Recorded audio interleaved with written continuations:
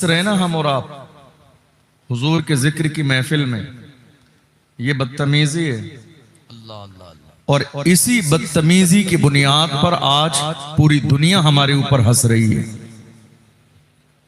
जो हम हुजूर के जिक्र की महफिल में हंस रहे हैं बैठकर। हो सकता है कि किसी को ये बात अच्छी न लगे, और न लगे तो और ज्यादा बहुत अच्छी बात है, इसलिए कि हमारा काम किसी की चापलूसी करना नहीं है। हम इमाम अहमद रजा के गुलाम हैं। जिस इमाम अहमद रजा ने हमें चापलूसी का मिजाज नहीं दिया, मेरे इमाम से कहा गया नानपारा के नवाब की तारीफ कर दे। जलाल में आगे इरशाद फरमाया, अहमद रजा दुनियादार की नहीं तारीफ करेगा तो मदीने के ताजदार की तारीफ करेगा, अहमद मुख्तार की तारीफ करेगा। और जब तारीफ करने पे आए तो अपने अंदाज में कहा, वो कमाल हुस्न हुजूर है कि गुमान नक्शे जहां नहीं, यही फूल खार से दूर है, यही शम्मा है कि धुआं नहीं। फुसहा अरब के बड़े बड़े तेरे आगे यूं है दबे लचे, कोई जाने मुंह में ज़बान नहीं, नहीं बल्कि जिस्म में जान नहीं। करूं तेरे नाम पे जा फिदा, न बस एक जा तो जहां फिदा, तो जहां से भी नहीं जी भरा। करूं क्या करोड़ों जहां नहीं, करूं मदहे अहले दो वल रजा, पड़े इस बला में मेरी बला, मैं गदा हूं अपने करीम का, मेरा दीन पारे ना नहीं। नारे तकबीर, नारे रिसालत, सरकारे दो आलम कॉन्फ्रेंस। वाह वाह वाह, सुभान अल्लाह सुभान अल्लाह सुभान अल्लाह। जब से हमने ये अपने जलसों का मिजाज बनाया कि जलसे में हमारे मिजाज के मुताबिक बात हो, तब से ही हमारे जलसे नाकाम हो गए। हमारे मिजाज के मुताबिक बात ना हो, अल्लाह और उसके रसूल के मिजाज के मुताबिक बात हो। हमारे मिजाज के मुताबिक हमारा क्या मिजाज है, हमारा क्या मिजाज है? आप जरा गौर कीजिए, क्या मिजाज है आज हमारा? हमारा मिजाज क्या है? गलत को गलत न कहा जाए, ये आज हमारा मिजाज है। ये समाज आज पूरा तैयार हो गया, गलत को गलत न कहा जाए।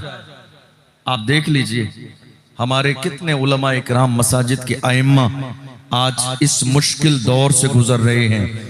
कमेटियां पहले ही आके जुमे से पहले जुमे की तकरीर समझा देती हैं, हजरत इलाके में शराब पीने वाले रहते हैं, शराब के मौजू पे जुमे में खिताब न करना, जुआ खेलने वाले रहते हैं, जुए के मौजू पे बात न करना, सट्टा लगाने वाले रहते हैं, सट्टे के मौजू पे बात न करना, जिना करने वाले रहते हैं, इस मौजू पे बात न करना, ड्रग्स और एमडी यूज करने वाले रहते हैं, इस मौजू पे बात न करना, हराम काम करने वाले रहते हैं, इस मौजू पे बात न करना, शादी में नाच गाने ढोल बाजे बजाने वाले रहते हैं, इस मौजू पे बात न करना, वरना हमारी मस्जिद को जो सामने वाले बंदे से चंदा मिलता है, एक रसीद कटती है, कम हो जाएगा। मैं कहता हूं आपका ईमान इतना कमजोर है, याद रखो अल्लाह के घर का निजाम किसी शराबी के पैसे से नहीं चलता है, जुआरी के पैसे से नहीं चलता है, जानी के पैसे से नहीं चलता है, बदकार के पैसे से नहीं चलता है। अल्लाह की जात पर यकीन रखो, खुदा की जात वो है जो कायनात के हर घर का निजाम चलाती है। अल्लाह के घर का निजाम किसी शराबी का मोहताज है, किसी जानी का मोहताज है, किसी बदकार का मोहताज है? ये हमने अपना जहन बना लिया, सब सही है। नहीं नहीं, सब सही नहीं है। जो सही है वो सही है, जो गलत है वो गलत है। आज इस फिक्र को बढ़ावा देने की जरूरत है। आप जानते हैं आज हमारे बड़े बड़े जलसे और कॉन्फ्रेंस हो जाती हैं, उलमा बहुत कुछ बयान कर देते हैं, तो कई बार ऐसा होता है कि जलसे का बेस जो है ना, उसकी बुनियाद बहुत अजीब हो जाती है शुरू से, चंद लोगों की नाजायज ख्वाहिश की बुनियाद पर। क्या मिजाज है आज? आलम ये हो गया, एक जलसे के लिए कौम के 100 लोग हैं तो 100 लोगों की अपनी मुस्तकिल अलग मर्जी है कि जलसे में खिताब करने के लिए कौन आएगा। आधे लोग चाहते हैं कोई कॉमेडी करने वाला कॉमेडियन आ जाए, आधे लोग ये चाहते हैं मस्ती मजाक करने वाला कोई आ जाए, आधे लोग ये चाहते हैं नहीं साहब हमें जन्नत की बशारत देने वाला आ जाए, आधे लोग ये चाहते हैं नहीं साहब मिंबर पे हमारे नाम के कसीदे पढ़ने वाला आ जाए। ये मिजाज हो गया आज हमारी कौम का। याद रखिएगा, क्या ये मिंबर रसूल कॉमेडी के लिए? क्या ये मिंबर मजाक के लिए है? मस्ती के लिए है, तफरी के लिए है। याद रखिएगा, जब तक हमारे उलमा इस मिंबर पर बैठकर हक बयान करते थे, कौम का आलम यह था कि मेरी कौम के जवान उस वक्त इतने बहादुर थे कि दुनिया की कौमों के सामने खड़े हो जाते थे। तो इस्लाम दुश्मन कौमों को इतनी हिम्मत और जुर्रत न थी कि मोहम्मद अरबी के गुलामों की आंखों में आके डाल के बात कर सके। हमारी कौम के जवान थे, जिस कौम के जवानों का लेवल यह था, डॉक्टर इकबाल ने तारीख बयान की, वो अंदाज ये अपनाया, फरमाया मेरी कौम के जवान ऐसे थे, टल न सकते थे अगर जंग में अड़ जाते थे, पांव शेरों के भी मैदान से उखड़ जाते थे, तुस्त सरकश हुआ कोई तो बिगड़ जाते थे, तीर क्या चीज है हम तोप से लड़ जाते थे, शान आंखों में न जचती थी जहादारों की, कलमा पढ़ते थे हम छांव में तलवारों की, हम जो जीते थे तो जंगों की मुसीबत के लिए या रसूल अल्लाह, और मरते थे तेरे नाम की अजमत के लिए। दश्त तो दश्त है, दरिया भी न छोड़े हमने, बहरे जुल्मात में दौड़ा दिए घोड़े हमने। हाय हाय हाय, अल्लाह अल्लाह अल्लाह अल्लाह। किसकी तारीख है ये किसकी तारीख है? ये किसी गैर की तारीख नहीं। अल्हम्दुलिल्लाह हमें फक्र है कि ये हमारी तारीख है। बेशक। आज हमारा हाल क्या है? आज हमारा अंदाज कैसा है? आज हमारी कंडीशन क्या हो गई?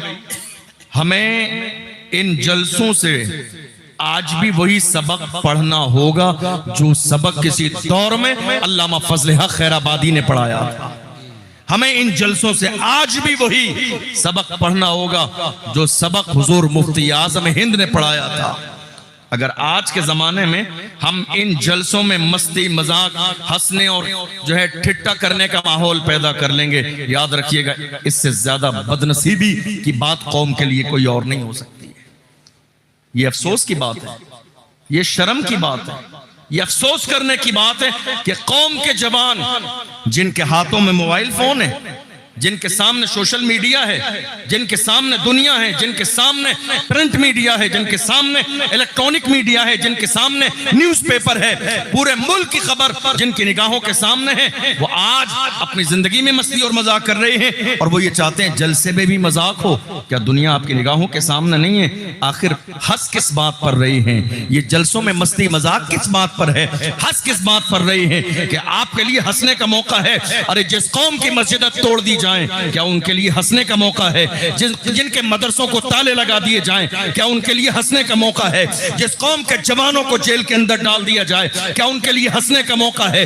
जिस कौम के एक आलिम दीन हजरत मौलाना कमर गनी उस्मानी 3 साल से जेल में हो, क्या उस कौम के लिए मस्ती और मजाक का मौका है? जिस कौम के जवानों के साथ मॉब लिंचिंग की जाए, क्या वो कौम जलसे में बैठकर मजाक करने के काबिल है? जिस कौम पर जुल्म के पहाड़ तोड़े जाएं, क्या उनके लिए ये मौका है कि यहाँ बैठकर मस्ती और मजाक करें? नहीं नहीं मेरी कौम के जवानों, हमारी जवानियां इस काम के लिए नहीं है। हमारी जवानी है किस काम के लिए? डॉक्टर इकबाल ने कहा था, आओ आज दुनिया के सामने वही सबक दोहराओ कि मोहम्मद से वफा तू न तो हम तेरे है, ये जहां चीज है क्या लोहो कलम तेरे है, कुव्वत इश्क से हर पस्त को बाला कर दे, दहर में इसमें मोहम्मद से उजाला कर।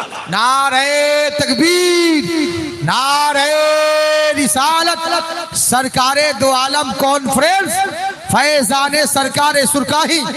क्या खूबसूरत उम्दा पैगाम, माशाअल्लाह माशाअल्लाह। हक है। हालात हमारी निगाहों के सामने हैं।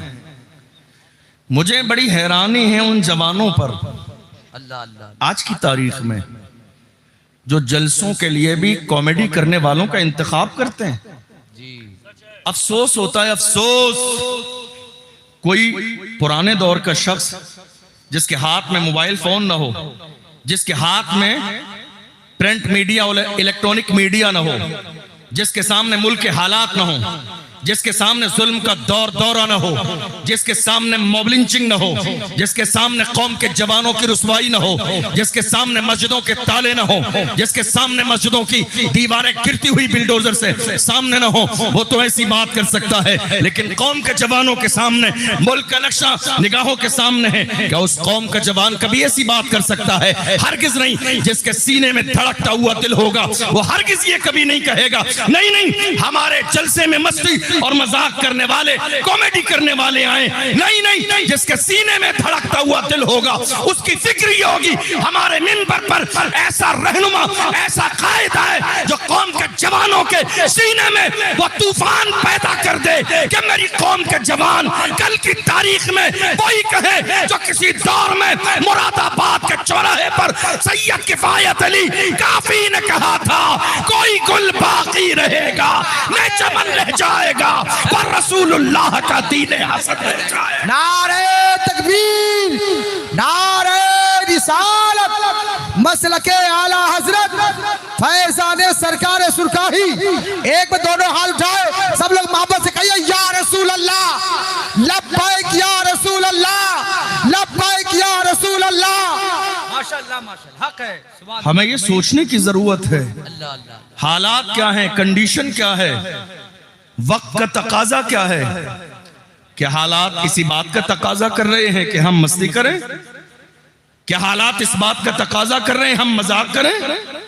क्या हालात इस बात का तकाजा कर रहे हैं कि हम एक रात मस्ती और मजाक करके सो जाएं, मजा आ गया? जलसे मजे के लिए नहीं, कौम में तब्दीली के लिए किए जाते हैं। बेशक जलसे सिर्फ मजे के लिए नहीं, अपने अंदर इस्लामी और इस्लाही माहौल पैदा करने के लिए जलसे किए जाते हैं। जलसे इसलिए नहीं किए जाते थोड़ी देर शोर शराबा हंगामा हो गया मजा आ गया, नहीं, जलसे इसलिए किए जाते हैं ताकि मेरी कौम के सीने के अंदर जो इश्क रसूल जरा सा ठंडा हो चुका है, हुजूर के जिक्र की महफिल में आकर उसके अंदर और ताजगी पैदा हो जाए। जलसे इसलिए किए जाते हैं। आज हमारे जलसों का अंदाज भी बदल गया, हमारी कौम के जवानों के सोचने का भी अंदाज बदल गया, और ये हमारी जिम्मेदारी है। याद रखिए, मैं तो कई बार हाथ जोड़ के उलमा इकराम को कहता हूँ, मैं कहता हूँ मेरी तो कोई हैसियत नहीं है, बहुत छोटा सा इंसान हूं मैं, लेकिन हाँ हाथ जोड़ के कहता हूँ ये जिस कुर्सी पर बैठे हैं याद रखें इस कुर्सी पर तुम्हें अल्लाह और उसके रसूल ने बिठाया है। याद रखो इस कुर्सी पर बैठने का हक अदा करो। इस ऐसा न हो इस कुर्सी पर बैठने का हक अदा ना करो, थोड़े जमाने के बाद तुम्हें उस कुर्सी से महरूम कर दिया जाए। इसलिए कि मेरा रब देना जानता है तो दे के वापस लेना भी जानता है। ऐसा न हो इस कुर्सी का हक अदा ना करो, कौम के सामने वही मस्ती और मजाक करने के बाद में बाज़ाब्ता पूरी रात गुजार दो। आओ अहद करो, हम कौम के जवानों को एक अंदाज देंगे, कौम के जवानों को एक फिक्र देंगे, कौम के जवानों को एहसास दिलाएंगे जवानी गुनाहों के लिए नहीं, कौम के जवानों को एहसास दिलाएंगे जवानी शराब के लिए नहीं, कौम के जवानों को एहसास दिलाएंगे जवानी ड्रग्स के लिए नहीं, कौम के जवानों को एहसास दिलाएंगे जवानी एमडी के लिए नहीं, कौम के जवानों को एहसास दिलाएंगे जवानी जिना के लिए नहीं, कौम के जवानों को एहसास दिलाएंगे जवानी गुनाह की दहलीज पे जाने के लिए नहीं। आज हैरानी की बात यह है हमारे 18 साल के जवान रात के अंधेरे में शराब के ठेके पर बैठे हुए हैं, जिम्मेदार कौन है? हमारे 20 साल के जवान एमडी यूज कर रहे हैं, जिम्मेदार कौन है? हमारे 22 साल के जवानों के हाथ में बाज़ाब्ता ड्रग्स है, जिम्मेदार कौन है? हमारे 20-22 साल के जवान हीरोइन यूज कर रहे हैं, आखिर जिम्मेदार कौन है? हमारे 20-22 साल के जवान रात के अंधेरे में शराब के जाम हाथ में लिए हैं, आखिर जिम्मेदार कौन है? हमारी कौम के 20-22 साल के जवान जिना की दहलीज पर कदम रख चुके हैं, आखिर जिम्मेदार कौन है? अगर आज की तारीख में हमने इस पर गौर न किया तो आने वाली नस्लें और ज्यादा इस चीज के अंदर बढ़ती चली जाएंगी। जिम्मेदारी आज हमारी है कि हम जाग जाएं, कौम के जवानों को एहसास दिलाएं तुम्हारी जवानी शराब के लिए नहीं, तुम्हारी जवानी जिना के लिए नहीं, तुम्हारी जवानी एमडी के लिए नहीं, तुम्हारी जवानी रसूलुल्लाह के मिशन को जो है खराब करने के लिए नहीं, तुम्हारी जवानी रसूलुल्लाह की नामूस पे मरने और मिटने के लिए है, तुम्हारी जवानी हुजूर के लिए है, तुम्हारी जवानी इस्लाम के लिए है, तुम्हारी जवानी कुरान के लिए है, तुम्हारी जवानी पैगंबर इस्लाम सल्लल्लाहु अलैहि वसल्लम के मिशन को दुनिया के कोने कोने तक पहुंचाने के लिए है। जब क़यादत मजबूत होती थी तो जवान चलते थे, जब कायद मजबूत होता था तो जवान चलते थे, जब चलाने वाला जिम्मेदार होता था तो जवान चलते थे। आज हम जिन पर तकिया लगा के बैठे हैं उनकी क़यादत इतनी कमजोर हो गई, अल्लाह अकबर, कि जवान कहां जाएं खुद उन्हें इस बात का एहसास नहीं कि आखिर हमारा मकसद और हमारा मकाम क्या है। डॉक्टर इकबाल ने ऐसा नहीं है कि सिर्फ कौम के जवानों से खिताब किया, हमसे भी कहा, मौलवियों से भी कहा। डॉक्टर इकबाल ने कहा तूने पूछी है इमामत की हकीकत मुझसे, हक तुझे मेरी तरह साहिब असरार करे, है वही तेरे जमाने का इमाम बरहक जो तुझे हाजिरो मौजूद से बेजार करे, देख के एहसास से जिया तेरा लहू गरमा दे, फक्र की शान चढ़ा के तुझे तलवार करे, फितना मिल्लत बैजा है इमामत उसकी, जो मुसलमान को सलाती का परस्तार करे। ये जवानियां किस काम के लिए हैं? अगर मेरी कौम के जवान शराब की तरफ जा रहे हैं कोई बात नहीं, 1000 बार समझाने के बाद जब मेरी कौम के जवान न माने तो मैंने कहा जवानों जाओ, तुम नशा करने के आदी अगर बनना चाहते हो तो जाओ, मेरी तरफ से इजाजत है, दिल खोल कर नशा करो, हम मना भी नहीं करेंगे, हम रोकेंगे भी नहीं नशे से, जाओ नशा करो, मगर शर्त इतनी है नशा लोकल वाला न करना कि जिसको करके लोग नाली और नाले में गिर जाते हैं। नशा करो, दिल खोल कर नशा करो, मगर वो नशा जो बिलाल हबशी ने किया, जो सलमान फारसी ने किया, जो सुहैब रूमी ने किया, अम्मार इब्न यासिर ने किया। कौन बिलाल हबशी जिन्हें मारा भी गया, कसीटा भी गया, मगर वो बिलाल अपने अंदाज में कहते थे तू हो के तुरशरू मुझे काली हजार दे, ये वो नशा नहीं जिसे तुरशी उतार। नारे तकबीर, नारे रिसालत, फैजाने गौसे आजम, फैजाने सरकारे सुरकाही। माशाअल्लाह माशाअल्लाह। आज हालात हमारी निगाहों के सामने हैं, अल्लाह अल्लाह अल्लाह। याद रखिएगा मेहनत करनी पड़ेगी आपको, जवानों पर, कौम पर, लोगों पर, आने वाली नस्ल पर, वरना बहुत सारे लोग इस ताक में लगे हैं कि मेरी कौम के जवानों के ईमान को खराब कर दिया जाए। आप देख नहीं रहे सोशल मीडिया पर, व्हाट्सएप ग्रुप पर कितने सारे मुफ्तियाने इकराम बैठे हुए हैं जिन्हें इस्तिंजे का सलीका नहीं है, जिन्हें गुस्ल का तरीका मालूम नहीं, जिन्हें वजू का तरीका मालूम नहीं। कितने लोग ऐसे हैं सोशल मीडिया पर, बाज़ाब्ता व्हाट्सएप ग्रुप पर, जो कहते हैं नहीं साहब मेरी मर्जी तो मेरी राय है, ऐसा नहीं ऐसा होना चाहिए। दीन के मामले में, कुरान के मामले में जीन्स पैंट पहनने वाले बताएंगे ऐसा नहीं ऐसे होना चाहिए। ये हमारी कौम के जवान हैं जो बाज़ाब्ता सोशल मीडिया पर देखकर कभी इंजीनियर से मुतासर हो जाते हैं, कभी डॉक्टर से मुतासर हो जाते हैं, कभी तारिक मसूद से मुतासर हो जाते हैं, कभी तारिक जमील से मुतासर हो जाते हैं। मैं कहता हूँ अरे शर्म करो शर्म। अल्हम्दुलिल्लाह हमारे पास इमाम अहमद रजा की जात है, हमारे पास मुफ्ती आजम की जात है, हमारे पास वो जात है दुनिया जिसे ताजुश शरिया के नाम से कौन ताजुश शरिया? वो मर्द कलंदर दुनिया ने देखा, सफर करते वक्त में एयरपोर्ट पर भी चले जाते थे, अपने तो अपने हैं, गैर भी उनके चेहरे को मुड़ मुड़ के देखते थे। अल्लाह अल्लाह अल्लाह अल्लाह। वो जात ताजुश शरिया की है, हमें किसी ऐरे गैरे के बयान को सुनकर मुतासर होने की जरूरत ही नहीं है। हाय हाय हाय। लेकिन अफसोस कि हमारी कौम के जवान अपने उलमा के पास आने के लिए तैयार नहीं है, दीन सीखने के लिए तैयार नहीं है, कुरान पढ़ने के लिए तैयार नहीं है। हैरानी की बात यह है कई बार हमारे जवान अपने व्हाट्सएप पर स्टेटस लगाते हैं, कोई किसी फिल्म का, कोई किसी गाने का, कोई किसी सॉन्ग का, कोई किसी चीज का, कोई किसी चीज का। मैं हमेशा अपने जवानों से कहता हूं जवानों व्हाट्सएप पर भी स्टेटस सोच समझ के लगाया करो। दुनिया तुम्हारे व्हाट्सएप के स्टेटस से तुम्हारे अपने स्टेटस का अंदाजा लगा लेती है, तुम्हारे अपने स्टेटस का दुनिया अंदाजा लगा लेती है, तुम्हारा अपना लेवल क्या है, तुम्हारा अपना स्टेटस क्या है। आप गौर करो, आप अपनी इज्जत खुद नहीं करोगे, अपना मकाम खुद नहीं जानोगे। हुजूर का गुलाम होना अपने आप में ये एक ब्रांड है, बेशक हुजूर का गुलाम होना ये अपने आप में एक ब्रांड है। आपने सही माना में गुलाम बनाया नहीं, इसलिए आपको एहसास कमतरी है, वरना हम देख रहे हैं हमारे जवान कहते हैं फला हीरो ने ये कर दिया, फला हीरो ने ये कर दिया, फला हीरो ने ये कर दिया। तुमने हीरो देखा नहीं, तुम इन नाचने गाने वालों को हीरो समझते हो। नाचने वाले और गाने वाले ये हीरो कैसे हो सकते हैं? हीरो देखना है तो व्हील चेयर पे बैठने वाले मर्द कलंदर को देख लो, तुम्हें अंदाजा हो जाएगा हीरो कैसा होता है। हीरो देखना है वो मर्द कलंदर व्हील चेयर पे बैठने वाला जिसने फैजाबाद के धरने में दिसंबर की सर्दी में बबांगे दोहल कहा था, उन्हें जाना उन्हें माना, न रखा खैर से काम, लिल्लाहिल हम्द में दुनिया से मुसलमान। नारे तकबीर, नारे रिसालत, तमाम हाथ तक उठाए कहे लब्बैक या रसूल अल्लाह। सब लोग लब्बैक या रसूल अल्लाह, लब्बैक या रसूल अल्लाह, लब्बैक या रसूल अल्लाह।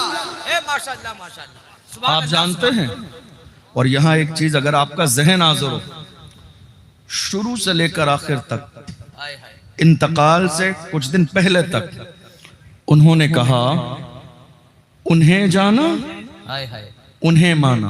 हाय क्या कहा? उन्हें जाना उन्हें माना। ये जो उन्हें है ये उर्दू में इशारा है दूर वाले के लिए। क्या? उन्हें जाना दूर वाले के लिए क्या है? इशारा है, जो यहां मौजूद ना हो, दूर हो, उन्हें जाना। और अगर ये कहा जाए इन्हें जाना तो ये इशारा है करीब वाले के लिए जो सामने हो, इन्हें जाना। एक जमाने तक उस मर्द कलंदर ने कहा उन्हें जाना उन्हें माना, उन्हें जाना उन्हें माना।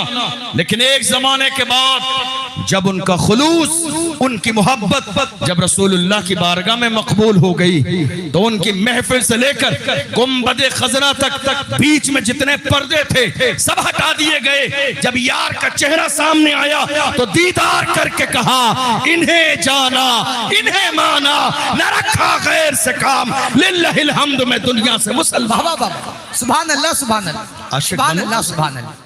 आशिक बनो तो सही, हाय। गुलाम बनो तो सही, हाय। दीवाने बनो तो सही। जिस दिन तुम हुजूर के सच्चे गुलाम बन जाओगे, अल्लाह तुम्हें उसी दिन जमाने का इमाम बना देगा। गुलाम बनो तो सही। आज हालात हमारी निगाहों के सामने हैं। कुरान में क्या कहा गया? इन्नल्लाह ला युगय्यिरु मा बिक़ौमिन हत्ता युगय्यिरु मा बिअनफुसिहिम। खुदा ने आज तक उस कौम की हालत नहीं बदली, खुदा ने आज तक उस कौम की हालत नहीं बदली। न हो एहसास जिसको अपनी हालत खुद बदलने का, अल्लाह अल्लाह अल्लाह। जिनको खुद अपनी हालत बदलने का एहसास नहीं है, उनकी हालत बदली नहीं जाती है। आज जरूरत है हम अपने गिरेबान में झांकें।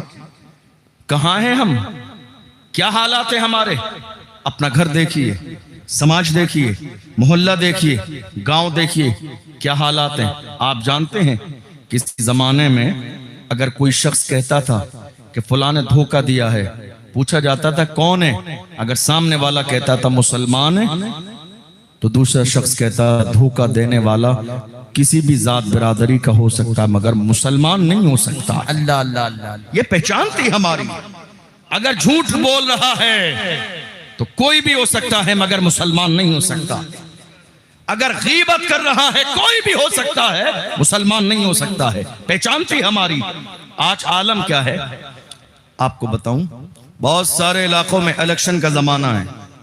आज आलम यह है सबसे ज्यादा कौम की दलाली करने वाले हमारे यहाँ हैं। आज रात के अंधेरे में कौम की दलाली करने वाले, और कौम की दलाली करने के बाद कुछ लोग ये सोचते हैं कि हमने बहुत बड़ा कारनामा अंजाम दिया है। जानते हो सोचते क्या है? नहीं साहब, हम बड़े खास हैं, हमें एक कप पीने के लिए चाय मिलती है, बराबर में हमारी कुर्सी पड़ती है, कभी कभी हमारा जो है कंधा भी थपथपा दिया जाता है। बहुत अच्छा काम किया है, कौम की दलाली की है। सोचते नहीं साहब परेशानी का वक्त आएगा तो हमें तो छोड़ दिया जाएगा, खास है। डॉक्टर राहत इंदौरी ने कौम के ऐसे ही दलालों के लिए कहा था, लगेगी आग तो आएंगे घर का इज्जत में। यहाँ पे सिर्फ हमारा मकान थोड़ी है जो आज साहिबे मसनद है, कल नहीं होंगे, किराएदार हैं, जाती मकान थोड़ी है, सभी का खून है शामिल यहाँ की मिट्टी में, किसी के बाप का हिंदुस्तान थोड़ी है। बेशक बेशक बेशक। कौन है ये हाय। कौम की दलाली करने वाले? कौन है? कहीं बाहर से नहीं आए, ये रहते हमारे यहाँ ही हैं, खाते भी हमारे यहाँ हैं, पीते भी हमारे यहाँ हैं, ताल्लुकात भी हम ही लोगों से हैं। मगर आलम यह है कि किसी और को खुश करने के लिए हालत यह है, ये एहसास नहीं है कि हमारी कौम की दलाली करने की बुनियाद पर 4 दिन के बाद, इलेक्शन हो जाने के बाद नतीजा जब आएगा तो कौम का नुकसान क्या होगा, मस्जिदों का नुकसान क्या होगा, आने वाली नस्ल का नुकसान क्या होगा। लोग इन सारी चीजों से बरतरफ सिर्फ अपने जाती मफाद के लिए, फायदा हासिल करने के लिए कि मेरा अपना फायदा हो जाए, बस लगे हुए हुए हैं कौम को रुस्वा करने में, कौम को जलील करने में, कौम की इज्जत दांव पे लगाने में। नहीं मेरे अजीजों, हमारी और आपकी जिम्मेदारी यह है कि मौजूदा दौर में हम अपने आपसी इख्तलाफात को ख़त्म करके मोहम्मद अरबी सल्लल्लाहु अलैहि वसल्लम ने जो हमें तरीक़ा दिया, जो दीन दिया, जो हमें शरीयत दी, जो हमें चलने का अंदाज बताया, आज हमारी और आपकी जिम्मेदारी यह है कि अगर हम चाहते हैं कि इज्जत की जिंदगी हमें गुजारने का मौका मिले तो फिर बात वही है, तरीक़े मुस्तफ़ा को छोड़ना है वजह बर्बादी। इसी से कौम दुनिया में हुई बेइख्तिदार अपनी। हम मुअज़्ज़ज़ थे रसूलुल्लाह के जब तक दामन से सही माना में वाबस्ता थे, और आज आलम यह है हर जगह जलील इसलिए हो रहे हैं कि हमने मुस्तफ़ा जान रहमत सल्लल्लाहु अलैहि वसल्लम के तरीक़े को छोड़ दिया।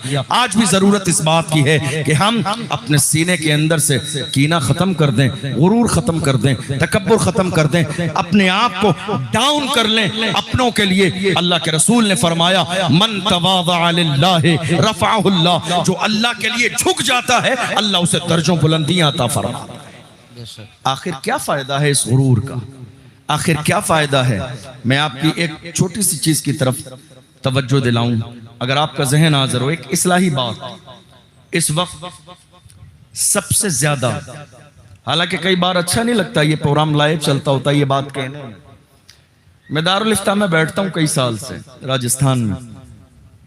आज की तारीख में सबसे ज्यादा तलाकें हमारे यहाँ हो रही। अल्लाह अल्लाह अल्लाह। तलाक का ग्राफ बढ़ा हुआ है आज की तारीख में। कौन सोचेगा इस बारे में? आप मुझसे पूछेंगे इतनी सारी तलाकों की वजह क्या है, या कहिए जिम्मेदार कौन है? आप अगर मुझसे पूछेंगे, जहां तक मैं जानता हूं इतनी सारी तलाकों की जिम्मेदार लड़कियों की माएं हैं। आप पता कर लीजिए जाके, दीन किसके लिए है, कुरान किसके लिए है, शरीयत किसके लिए है। हमारी मस्जिदों के अंदर उलमा जो हर जुमे को बाज़ाब्ता मुख्तलिफ मौज़ूआत पर हमें दीन की बात सुनाते और सिखाते हैं, आखिर किसके लिए है? मगर हमने ये जहन बना लिया घड़ी में देख करके जब खुतबे का वक्त होगा 1:30 बजे तब हम जाएंगे मस्जिद में और बस 2 रकात नमाज पढ़ने के बाद हम मस्जिद से बाहर निकल जाएंगे। कभी आपने ये गौर किया कि जुमे की नमाज सिर्फ 2 रकात नहीं है? अल्लाह के रसूल ने फरमाया कुछ लोग ऐसे भी हैं जो नमाज के चोर हैं। पूछा गया रसूलल्लाह क्या ऐसे लोग भी हैं जो नमाज के चोर हैं, नमाज में भी चोरी करते हैं? ताज्जुब से पूछा गया। आज हम प्रैक्टिकल उन लोगों को देख रहे हैं। 2 रकात नमाज पढ़ने के बाद हमारी आज की तारीख में आधी से ज्यादा मस्जिदें खाली हो जाती हैं। हफ्ते भर में नमाज पढ़ने नहीं आए, आई भी है जुमे की नमाज पढ़ने के लिए तो 2 रकात नमाज पढ़ने के बाद दौड़ के मस्जिद से बाहर निकलते चले जा रहे हैं। क्यों साहब भागते क्यों जा रहे हो? घर जाके नमाज पढ़ोगे? हाँ हो सकता है, मुमकिन है घर जाके पढ़ लो, लेकिन हम जानते हैं कि आप घर जाके नमाज पढ़ेंगे नहीं। 2 रकात नमाज पढ़ने के बाद अल्लाह के घर से बाहर निकल गए, मस्जिद से बाहर निकल गए, फिर आपकी जबान पर शिकवा है हमारे हालात इतने खराब क्यों हैं, मारा क्यों जा रहा है, हम कदमों में क्यों पड़े हुए हैं, रुसवाई का दौर हमारी निगाहों के सामने क्यों है? याद रखो जो अल्लाह और उसके रसूल की इताअत और फर्मा बरदारी नहीं करता है उसका मुकद्दर यही है कि वो जलील और रुसवा हो। हमारी निगाहों के सामने सब कुछ।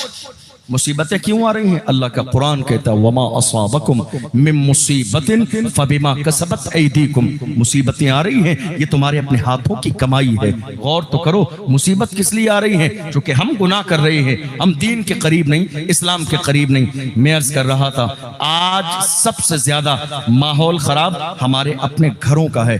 पूरा समाज, पूरा हमारा मुआशरा बाज़ाब्ता जबानी तौर पर ऐलान तो करता है कि हम कुरान के मानने वाले हैं, हम दीन के मानने वाले हैं, लेकिन प्रैक्टिकल एक घर के अंदर झांक कर देख लीजिए कि हमारे घर में कितना इस्लाम है, हमारे घर में कितना दीन है। आप जानते हैं किसी घर में, किसी खानदान में जब एक मर्द बिगड़ता है तो एक मर्द बिगड़ता है, लेकिन अगर किसी घर में एक औरत बिगड़ जाए तो पूरी एक नस्ल बर्बाद हो जाती है। गौर करना इस जुमले पर। एक मर्द बिगड़ता है तो एक मर्द बिगड़ता है, लेकिन अगर एक औरत बिगड़ जाए तो पूरी एक नस्ल बर्बाद हो जाती है। कहां खड़े हुए हैं हम? क्या है हमारे घर तरबियत का माहौल? आज आलम यह है कि सबसे ज्यादा अगर दीन से दूरी किसी की है तो वो हमारी और आपकी है। कुरान ने क्या कहा, या अय्युहल्लज़ीना आमनु उदखुलू फिस्सिल्म काफ़ा, ऐ ईमान वालो इस्लाम में पूरे पूरे दाखिल हो जाओ। अधूरा नहीं कहा, पूरे पूरे इस्लाम में दाखिल हो जाओ। हम इस्लाम में कितने दाखिल हुए? इस्लाम आज हमारी जबानों पर है, हमारी जिंदगी में इस्लाम नहीं है। मुझे बताइए आप, कहाँ है इस्लाम आपकी जिंदगी में? आपकी शादियों में इस्लाम नहीं है, आपके जनाजों में इस्लाम नहीं है, आपके अकीक़े में इस्लाम नहीं है, आपके वलीमे में इस्लाम नहीं है, आपकी निकाह की महफिल में इस्लाम नहीं है, आपकी रोजमर्रा की जिंदगी में इस्लाम नहीं है, आपकी तिजारत में इस्लाम नहीं है, आपके मिलने जुलने में इस्लाम नहीं है, आपके हज और उम्रा में इस्लाम नहीं है। कहीं से कहीं तक आपकी जिंदगी में इस्लाम नजर नहीं आता है। आप कहेंगे आपने ये क्या अचानक सी बात कही, हमारे किसी काम में इस्लाम नहीं। हाँ देख लीजिए आप, आपकी शादी में इस्लाम कहाँ है? क्या हमारी शादी वैसी होती थी जो आज होने लगी? हैरानी की बात यह है, हमारी शादियों की शुरुआत देख लो आप कैसी होती है। ये जो सगाई है, ये जो मंगनी आज हमारे घरों में होने लगी, कहां से आपने इसकी दलील तलाश की? एक सोफे पर लड़का बैठ जाए, लड़की बैठ जाए, खानदान के सारे मर्द और औरतें मौजूद हों, और वहां पर एक मर्द वो लड़का लड़की का हाथ पकड़ के उसकी उंगली में अंगूठी डाले, और वो लड़की उस मर्द के हाथ में अंगूठी डाले, और उसके बाद लोग तालियां बजा के मिठाई खिलाएं। आप गौर कीजिए, मैं बहुत सारी हाई फाई तकरीर कर दूंगा, लेकिन कुछ सीख कर जाइए आज के जलसे में। आप जरा गौर कीजिए क्या हो रहा है। ये तन्हाई में नहीं हो रहा है, लड़की की माँ भी है, बाप भी है, लड़के का बाप भी है, माँ भी है, चचा भी है, ताऊ भी है, मामू भी है, खालू भी है, रिश्तेदार भी है, जिम्मेदार भी है। क्या सबकी गैरत के जनाजे निकल गए? किसी को इस बात का एहसास नहीं कि आखिर ये जो हो रहा है ये सही नहीं है। हम जिस मजहब इस्लाम के मानने वाले हैं, उस मजहब की शान ये है कि किसी गैर के चेहरे को इस अंदाज में एक नजर भी देखने की इजाजत नहीं। जो मजहब इस्लाम किसी गैर पर नजर उठाने की इजाजत न देता हो, वो किसी गैर की बेटी का हाथ पकड़ने की इजाजत कैसे दे सकता है? आप गौर करो इस बात पर। ये हो रहा है हमारे यहाँ नहीं हो रहा है। क्या आपके यहाँ मुफ्ती साहब नहीं है? हैं मुफ्ती साहब? मुफ्ती साहब हैं या नहीं है? मुफ्ती साहब हैं, लेकिन मुफ्ती साहब से आप वही मसला पूछेंगे और उसी मसले को मानेंगे जो आपकी तबीयत के मुताबिक हो। आप वही मसला पूछेंगे जहां आपको बचना नहीं। और हमारी कौम के जवान सगाई हो जाने के बाद, अलमिया ये है, शादी अगर 2 साल के बाद है, हमारी कौम के जवान 2 साल तक रात के 4-4 बजे तक फोन पर इन लड़कियों से बात करने में लगे हुए हैं, रात के 3 बजे 4 बजे तक। कौन नहीं जानता है? क्या लड़की के घर वाले नहीं जानते हैं? क्या लड़के के घर वाले नहीं जानते?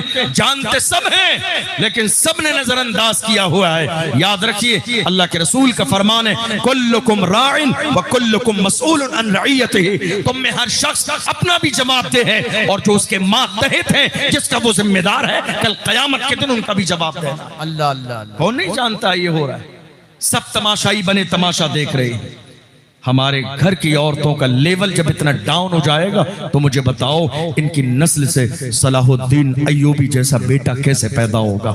इनकी नस्ल से अर्तुगरुल गाजी जैसा बेटा कैसे पैदा होगा? इनकी नस्ल से, इनकी कोख से मोहम्मद बिन कासिम जैसा जवान कैसे पैदा होगा? जब माओं का किरदार इतना हल्का हो जाएगा। हमारी माएं किसी भी दौर में ऐसी नहीं थी। हमारी माओं का तो हाल ये था, अल्हम्दुलिल्लाह, अपने बच्चों को लोरियां देती थी तो अंदाज ये होता था कि उन लोरियों में भी अल्लाह का जिक्र करती थी, मुस्तफा जाने रहमत की नात सुनाती थी। ये हमारी घर की औरतों का लेवल था। आज आप देख लीजिए, हमारी पूरी शादी के अंदर इस्लाम कहां है? आप गौर कीजिए। 4 दिन पहले से, मेरी बात समझ आ रही है? आप बात समझ आ रही है? आप परेशान तो नहीं? अब मैं टॉपिक चेंज कर दूं? ये बात समझ आ रही है आप? हमारी शादी, इस्लाम कहाँ है हमारी जिंदगी में? गौर कीजिए, कहाँ है हमारी जिंदगी में इस्लाम? शादी से 4 दिन पहले हमारे यहाँ एक रस्म आज बहुत जमाने से शुरू है, हल्दी लगाने की रस्म। जी। और हल्दी लगाने वाले लोग कौन है? गौर करो आप। गैरत का जनाजा निकल गया आज हमारे यहाँ। हम बैठकर गौर कर रहे हैं, परेशानी आ रही है, मुसीबतें हैं, कौम में बेहयाई फैल रही है। लेकिन हम जब बेहयाई होती है तो बेहयाई के हिस्सेदार बन जाते हैं। एक जवान जिसकी उम्र 22 साल 24 साल 25 साल 26 साल की है, जिसकी शादी होने वाली है, बीच में बैठा हुआ है बाज़ाब्ता अंडरवियर पहनकर। खानदान की सारी औरतें जमा हैं, 20 30 50 औरतें, पूरा जिस्म नंगा है उसका, और खानदान की सारी औरतें अपने हाथों उसके जिस्म पर बाज़ाब्ता हल्दी लगा रही हैं। मुझे बताओ, किस आलिम से मसला पूछा आपने? किस आलिम से मसला पूछा? क्या जायज है इसके लिए? क्या चच्ची, लोग कहते हैं ना, अरे साहब चाची तो है माँ की तरह है। गलत बात, चाची माँ की तरह नहीं है। माँ से निकाह हराम है, लेकिन चाची से निकाह चाचा के मरने के बाद हो सकता है, माँ की तरह नहीं। पर्दा करना पड़ेगा, समझना पड़ेगा आपको इस बात को। आप देख लीजिए, खानदान की जवान बेटियां मौजूद हैं, जवान बहनें मौजूद हैं, मामू की बेटियां मौजूद हैं, ताया की बेटियां मौजूद हैं, सब मौजूद हैं। बेहयाई हो रही है, और एक दिन तक नहीं, कम से कम 4 दिन 5 दिन तक हर दिन हमारे घर में यही रंग रंगेलियां मनाई जा रही है। एहसास किसी को नहीं है। आप जानते हैं, जिनकी शादियां इस्लाम के दायरे से बाहर होती है, उनमें बरकत नहीं होती। अल्लाह अल्लाह अल्लाह। अल्लाह के रसूल ने इरशाद फरमाया, जो काम अल्लाह के जिक्र से शुरू होता है वो मुकम्मल होता है। हम ये देख रहे हैं, आज 2-2 महीने में तलाक़ें हो रही हैं, 3-3 महीने में तलाक़ें, 4-4 महीने में तलाक़ें। बात सिर्फ इतनी है, तुमने शादी तो की, लेकिन तुमने पूरी शादी बाज़ाब्ता जो फिल्में ड्रामों के अंदर तुमने देखा, तुमने सीरियल से मुतासर होकर शादी की, तुमने रसूलुल्लाह के दीन से मुतासर होकर शादी न की, तुमने कुरान के तरीके के मुताबिक शादी न की। अल्लाह अकबर, काश तुमने अपनी शादी, अपनी बेटी और बेटे की शादी इस्लाम से मुतासर होकर की होती, तो अंदाज कुछ और होता, हाल कुछ और होता। और बढ़िया, आज सबसे ज्यादा परेशानी आप जानते हैं, एक मौजू हमारे मुल्क में बहुत तेजी के साथ चल रहा है, इर्तिदाद का मौजू। इर्तिदाद का मौजू क्या है? हमारी लाखों बेटियां मुर्तद हो गईं, यानी इस्लाम छोड़ दिया, गैरों के साथ चली गईं। कई बेटियों का इंटरव्यू लिया गया, उनसे पूछा गया, आखिर इस्लाम में तुम्हें ऐसी कौन सी कमी नजर आई? जरा दिल के कानों से सुन के जाइएगा, ऐसी कौन सी कमी नजर आई कि तुमने इस्लाम छोड़ दिया, किसी गैर से जाके शादी कर ली? आप जानते हैं, उस गरीब बाप की बेटी ने कहा, मेरी उम्र बताओ कितनी है? सामने वाले ने, इंटरव्यू लेने वाले ने कहा, तकरीबन 35 साल की लगती है। कहा 35-36 साल की उम्र है। मेरे जाने की नौबत इसलिए आई, मेरा बाप गरीब रिक्शा चलाने वाला, समाज में से 10 लोग रिश्तेदार रिश्ता लेकर तो मेरे दरवाजे पर आए, मुझे पसंद भी कर लिया गया, लेकिन सामान की लिस्ट बना कर दी गई। इसलिए मेरे बाप ने कहा, मेरी हैसियत ये नहीं है, कोई भी मेरे घर बारात लाने के लिए तैयार नहीं। बारात के लिए 500 लोगों की लिस्ट मुतय्यन करके दी गई, और साथ ही साथ ये भी कह दिया गया, नहीं साहब, 50 गैर मुस्लिम भी हमारे रिश्तेदार हैं, वो भी बारात में आएंगे, उनका खाना अलग से देना पड़ेगा। अरे खुदा के बंदो, जरा दिल पे हाथ रख के सोचो, अगर तुम्हारे ताल्लुकात के 50 लोग हैं, तो उनको खिलाना तुम्हारी जिम्मेदारी है, पिलाना तुम्हारी जिम्मेदारी है, बुलाना तुम्हारी जिम्मेदारी है। गरीब बाप की बेटी की जिम्मेदारी नहीं है कि वो उसके लिए अलग से इंतजाम करेगा। हाँ, उस लड़की ने 10-12 रिश्ते मेरे दरवाजे पर आए, किसी ने बारातियों की तादाद की वजह से मना कर दिया, नहीं करेंगे, किसी ने सामान की लिस्ट दी, नहीं करेंगे, किसी ने मैरिज हॉल का मुतालबा किया, शादी का इनकार कर दिया। आलम यह हुआ कि मुझे इतना ठुकरा दिया गया कि अब कई साल गुजर गए, मेरे दरवाजे पर कोई नहीं आया। अल्लाह अकबर, मजबूरी की सूरत में जब कोई गैर आ गया, तो मैंने गैर का हाथ थाम लिया। मुझे इस बात का यकीन हो गया कि मेरे अपने लोग अब मुझे कबूल नहीं करेंगे, मेरी गरीबी की बुनियाद पर। आप गौर तो करो, आज आप जानते हैं, जिना का दरवाजा खुला इसलिए है क्योंकि शादियों में ताखीर हो रही है, बीमारी इसलिए फैल रही है क्योंकि शादी में ताखीर है, हमारी बेटियां मुर्तद इसलिए हो रही है कि हमने दुनिया के माल और दौलत, जहेज की लानत को अपने घर में लाने के लिए कसम खा रखी है, जहां जहेज नहीं मिलेगा वहां बारात लेकर नहीं जाएंगे। यही तबाही की वजह है आज पूरे मुस्लिम समाज मुआशरे के लिए। आप गौर तो कीजिए, कितनी बेटियों ने खुदकुशी कर ली, कितनी बेटियों ने अपने जिस्म को आग लगा दी, कितनी बेटियों ने कुएं में छलांग लगा दी, कितनी बेटियों ने बाज़ाब्ता जो है लाइट के वायर पकड़ लिए, कितनी बेटियों ने जान दे दी, सिर्फ इसलिए कि मेरा गरीब बाप मेरी शादी न कर सकेगा। आप क्या समझ रही हैं? मर्द आप हैं, खिलाना आपकी जिम्मेदारी, पिलाना आपकी जिम्मेदारी, घर आपकी जिम्मेदारी। लड़की वालों से कोई मुतालबा आपके लिए रवा नहीं है। आप लड़के वाले हैं, क्या कह रहे हैं? नहीं साहब, हमारे लड़के की बारात आएगी तो हम बारात किसी अच्छी जगह पर करेंगे, मस्जिद में निकाह नहीं करेंगे गरीबों यतीमें बेवाओं की तरह। आज कितने लोग ऐसे मस्जिद में निकाह के लिए राजी नहीं है। नहीं साहब, मैरिज हॉल बुक करना पड़ेगा, मस्जिद में निकाह नहीं करेंगे, बेहतरीन जगह पे करेंगे। अरे नादान इंसान, तुझे पता ही नहीं बेहतरीन जगह कौन सी है। अल्लाह के रसूल ने इरशाद फरमाया, अहब्बुल बिलाद इलल्लाहि मसाजिदुहा व अबगजुल बिलाद इलल्लाहि अस्वाकुहा। मेरे नबी ने फरमाया, रूए ज़मीन पर अगर कोई जगह जो बेहतरीन है और अल्लाह को सबसे ज्यादा पसंद है, वो अल्लाह का घर मस्जिद है। नारे तकबीर, नारे रिसालत। थोड़ी अपनी समात में हरियाली लाए, मोहब्बत से कहे या रसूल अल्लाह, या रसूल अल्लाह, या रसूल अल्लाह, या रसूल अल्लाह। हब्बुल बिलाद इलल्लाहि मसाजिदुहा। रूए जमीन पर बेहतरीन जगह, जो जगह अल्लाह को सबसे ज्यादा पसंद है, वो अल्लाह का घर मस्जिद है। रसूलुल्लाह कहें सबसे बेहतरीन जगह मस्जिद, और फरमाया वह अब गजुल बिलाद इलल्लाहि अस्वाकुहा। और जो सबसे बेकार जगह है, जिसे अल्लाह बिल्कुल भी नहीं पसंद फरमाता है, वो बाजार है, मार्केट है, जहां आप जाना चाहते हैं। आप गौर करो, मेरे आका ने सिर्फ मस्जिद को रूए जमीन पर सबसे अच्छी जगह नहीं बताई, बल्कि प्रैक्टिकल अपनी बेटी का निकाह भी अल्लाह के घर में मस्जिद में किया। किसकी बेटी? किसकी बेटी? किसकी बेटी? महबूब की बेटी, सैयदा जाहिदा तैयबा ताहिरा, जान अहमद की राहत पे लाखों सलाम। कौन बेटी? सुभान अल्लाह, न ऐसी कोई बेटी हुई है, न कयामत तक हो सकती है। वो बेटी जिसकी शान ये है, इदा दखलत अला नबी सल्लल्लाहु अलैहि वसल्लम फकाम इलैहा फकब्बलहा व अजलसहा फी मजलिसिही। जिसकी शान ये है, जब मेरे नबी की बारगाह में आती हैं तो मेरे नबी उनके इस्तकबाल के लिए उठ के खड़े हो जाते हैं। अल्लाह अल्लाह अल्लाह। किसकी बेटी? महबूब की बेटी, जिनके मेरे आका पेशानी चूमते हैं, अपनी जगह पे बिठाते हैं और इरशाद फरमाते हैं, फातिमा तो बिदअतु मिन्नी, फातिमा मेरे जिगर का टुकड़ा है। कौन सी बेटी? और जब वो जाती हैं तो मेरे नबी इस्तकबाल के लिए उठ के खड़े हो जाते हैं। उस बेटी का निकाह अल्लाह के रसूल ने मस्जिद में किया। आप जानते हैं आज हमारी बेटियों का आलम यह है, अगर आपका जहन हाजिर है तो समझ में आएगी। मेरी आदत है कि मैं जिस मौजू पर तकरीर करता हूं तो उस बात का ताल्लुक जिस फील्ड से होता है मैं तहकीक करता हूं। आज हमारे यहाँ एक चलन चला मुसलमानों में कि हमारी बेटियां भी ब्यूटी पार्लर जाने लगी तैयार होने के लिए। ये रोने वाली बात है। आप जानते हैं, मैंने कई जगह मालूमात हासिल कराई। मैंने कहा क्या अंदाज होता तैयार करने का? कहा लड़की को सजाने संवारने के लिए, दुल्हन बनाने के लिए, उसके बाल संवारने के लिए, उसके चेहरे पर और जिस्म पर मेकअप करने के लिए तकरीबन 2-3-4 घंटे का वक्त लग जाता है। का फिर कैसे होता है? का उतने वक्त में वो लड़की अपनी शादी का जो भारी लिबास होता है वो नहीं पहनती है। वो कुर्सी पर बैठी होती है बहुत बराए नाम कपड़े पहने हुए। ये शर्म की बात है, शर्म की बात। अल्लाह अल्लाह अल्लाह। डूब कर मर जाने वाली बात है मेरी कौम के लिए। किसकी बेटियां हैं? हाजी साहब जिनके चेहरे पे दाढ़ी है, जिनके सर पे टोपी, आपकी बेटी ब्यूटी पार्लर जा रही मेकअप करने के लिए, कोई हया नहीं।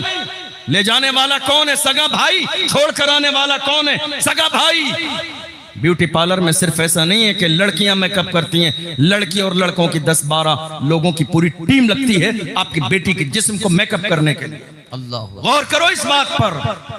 मुख्तसर शॉर्ट कपड़े पहनकर कुर्सी पर बैठकर 4 घंटे मेकअप हो जाने के बाद जब वापस आने का मौका होता है तो आखिरी मोमेंट पर, आखिरी लम्हे पर उसको बाज़ाब्ता जो भारी उसकी शादी का लिबास है वो पहनाया जाता है, वरना शॉर्ट कपड़े पहनकर पूरी रात मेकअप हो रहा होता है। गौर तो करो किसकी बेटियां? ये किसकी बेटी? हमारी बेटी है। ये किसकी बेटी? कलमा पढ़ने वाले की बेटी है। किसकी बेटी? जिसने कहा हुजूर का दामन नहीं छोड़ेंगे, उसकी बेटी है। किसकी बेटी है? जिसने कहा नहीं साहब मेरी बेटी मुझे जान से ज्यादा अजीज है, उसकी बेटी है। क्या हमारी बेटियां ऐसी थी? नहीं नहीं मेरे अजीजों, हमारी बेटियां ऐसी नहीं थी। थोड़े से जमाने पहले की बात है।